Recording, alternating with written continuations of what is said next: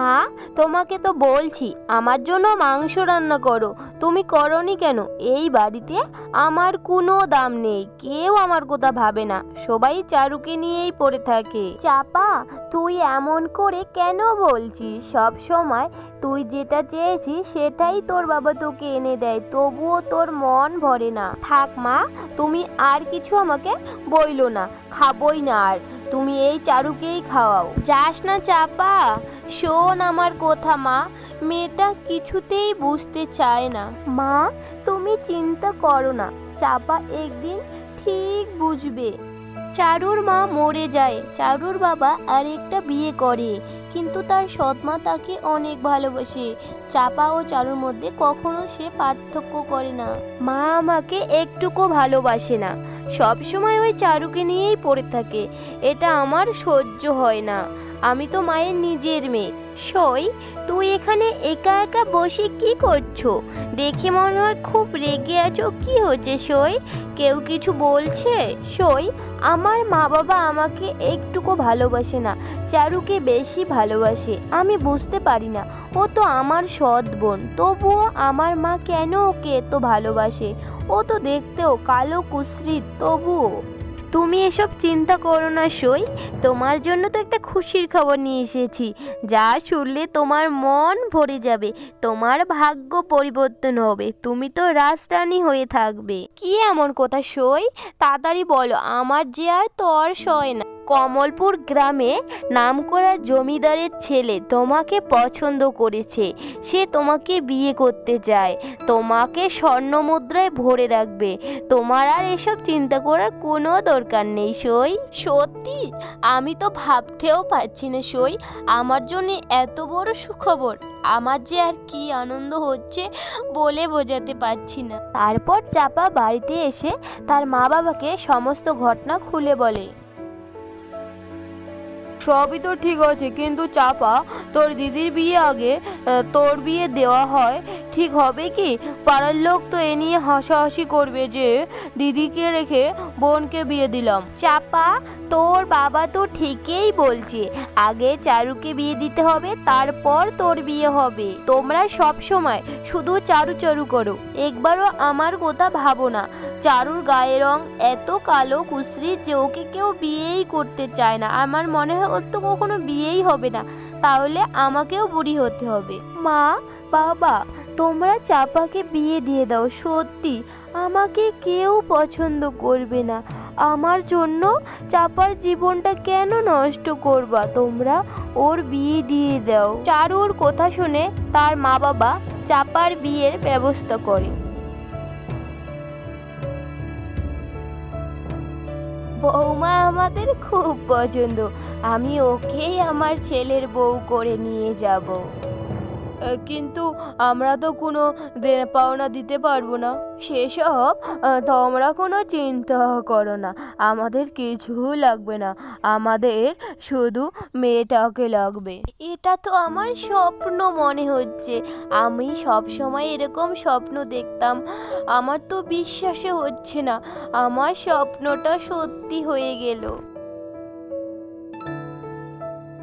চাপা, তুই আর কয়েকদিন পরে শ্বশুর বাড়ি চলে যাবি, তুই আমাকে মনে রাখিস বোন, ভুলে যাস না আবার, আর নিজের যত্ন রাখিস। তুই ভাবলি কি করে তোকে আমি মনে রাখবো? তোকে এমনিতেও আমি পছন্দ করি না, আমি তো খুশি তোর এই কালো কুশ্রীর মুখটা আমাকে আর দেখতে হবে না, আর আমার শ্বশুর বাড়িতে তুই কখনো যাবি না, তোর পায়ের ধুলো পড়ে আমার পবিত্র শ্বশুর বাড়িটা অপবিত্র হয়ে যাক, আমি চাই না। তুই কি বলছিস চাপা? তুই না আমার বোন। তারপর চাপা বিয়ে করে শ্বশুর বাড়ি চলে যায়, সেখানে গিয়ে সে সবসময় সাজুগুজু করেই ব্যস্ত, বাড়ির একটা কাজকর্মও করে না। আমার তো বিশ্বাসই হচ্ছে না এটা আমি, দিন দিন আমার সৌন্দর্য যেন 3 গুণ বেড়ে যাচ্ছে, এতদিন পর আমার সৌন্দর্যের সঠিক জায়গা পেয়েছি। বৌমা, সারাদিন তো সেজে গুজে শুধু ব্যস্ত, সংসারের একটা কাজকর্মও তো করো না, এভাবে কি সংসার চলে? আমি বাড়ির কোনো কাজ করতে পারবো না, আমার সৌন্দর্য নষ্ট হয়ে যাবে। আর আপনি কি বাড়ির কাজ করার জন্য মেয়ে নিয়ে এসেছেন, না বাড়ির বৌমা নিয়ে এসেছেন? আপনাকে করতে ইচ্ছা করেন আপনি গিয়ে কাজ করুন। তুমি আমার মায়ের সাথে এভাবেই কথা বলছো? আমার মায়ের সাথে ভদ্রভাবে কথা বলো। আজ পর্যন্ত আমি আমার মায়ের সাথে কখনো উঁচু গলায় কথা বলিনি। তুমি ভদ্রভাবে কথা বলবে, না হলে এই বাড়িতে তোমার সেদিন লাস্ট হবে যদি আর কখনো এভাবে কথা বলো। ভগবান, তুমি আমাকে পাঠিয়েছো এই পৃথিবীতে, তো একটু সুন্দর করে পাঠাইতে। সব সময় সবার অপমান আর যে সহ্য করতে পারছি না। বললাম এখানে জমিদারের বাড়িটা কোথায়? এই দিকে সামনের রাস্তা দিয়ে যেতে হবে। তো আপনাকে তো আমি এখানে আগে কখনো দেখিনি, আপনি কে? আমার নাম ধীরাজ, আমি জমিদার বাড়ির নতুন কর্মচারী এসেছি। মেয়েটি অনেক সুন্দর, চোখগুলো মায়াবী। যদি কখনো কাউকে বিয়ে করি তাহলে একেই বিয়ে করব। কি গো দিদি, বাড়িতে আসে নাকি? ও দিদি, আপনি বলুন বলুন। কি গো দিদি, চাপার তো বিয়ে দিয়ে দিলে, এই চারুর বিয়ে দিবে না? বুড়ি হতে চললো, মন হয় ওকে কেউ বিয়েই করবে না। আমার কাছে সম্বন্ধ আছে, ছেলেদের বয়সটা একটু বেশি, এই 65 বছর, কিন্তু টাকা পয়সা ভালোই আছে। যান এখান থেকে, আমার মেয়ে আমি দেখে নিব। তাকে কে বিয়ে করবে করবে না সেটা আমরা বুঝবো। আপনাকে আমার মেয়েকে নিয়ে এত মাথা ঘামানোর কোনো দরকার নেই। এটা যদি আমার মেয়ে না হয়ে আপনার মেয়ে হতো তাহলে এমন করতে পারতেন? বুড়োর সাথে বিয়ে দিতে পারতেন? যান, দয়া করে বলছি, আর কোনো দিন এসব কথাবার্তা নিয়ে আমাদের বাড়ি আসবেন না। ঠিক আছে, আমিও দেখবো তোমার এই বুড়ি মেয়ারে কে বিয়ে করবে, ঘরে বুড়ি হয়ে যাবে। আমার নাম ধীরাজ, আমি আপনার মেয়েকে অনেক ভালো লেগেছে, আমি আপনার মেয়েকে বিয়ে করতে চান। আপনি কি আমার সাথে আপনার মেয়ের বিয়ে দিবেন? ও কিন্তু বাবা, তুমি তো অনেক সুন্দর, গায়ের রং তো ফর্সা, আমার মেয়ে তো কালো ও কুৎসিত, তুমি তাকে মনে হয় দেখোনি। আমি জানি, আমি আপনার মেয়েকে দেখেছি আর পছন্দও করেছি, আর যদি কখনো কাউকে বিয়ে করি তাহলে আপনার মেয়েকেই করব। চারু ও ধীরাজের বিয়ে হয়ে চলে যায়। এটা কার বাড়ি? এ তো অনেক বড় বাড়ি।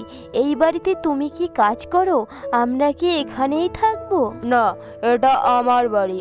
আসলে তোমাকে আমি মিথ্যা কথা বলেছি, আমি কর্মচারী না এই বাড়ির মালিক।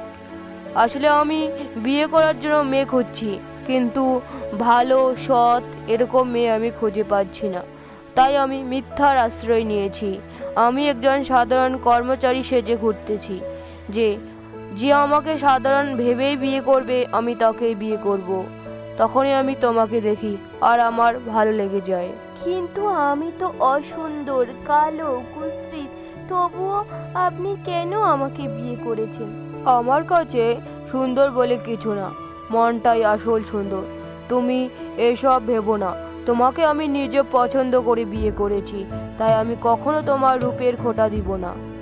এরপর থেকে তারা বিয়ে করে খুব সুন্দরভাবে জীবনযাপন শুরু করে। ব্যাস, অনেক হয়েছে, আর তোমাকে এই বাড়ির থাকার কোনো যোগ্যতা নেই। আমি অনেকবার তোমাকে সাবধান করেছি, তুমি নিজের রাস্তা নিজেই বন্ধ করে দিয়েছো। যাও, এই বাড়ি থেকে বেরিয়ে যাও, এই বাড়িতে তোমার কোনো থাকার জায়গা নেই।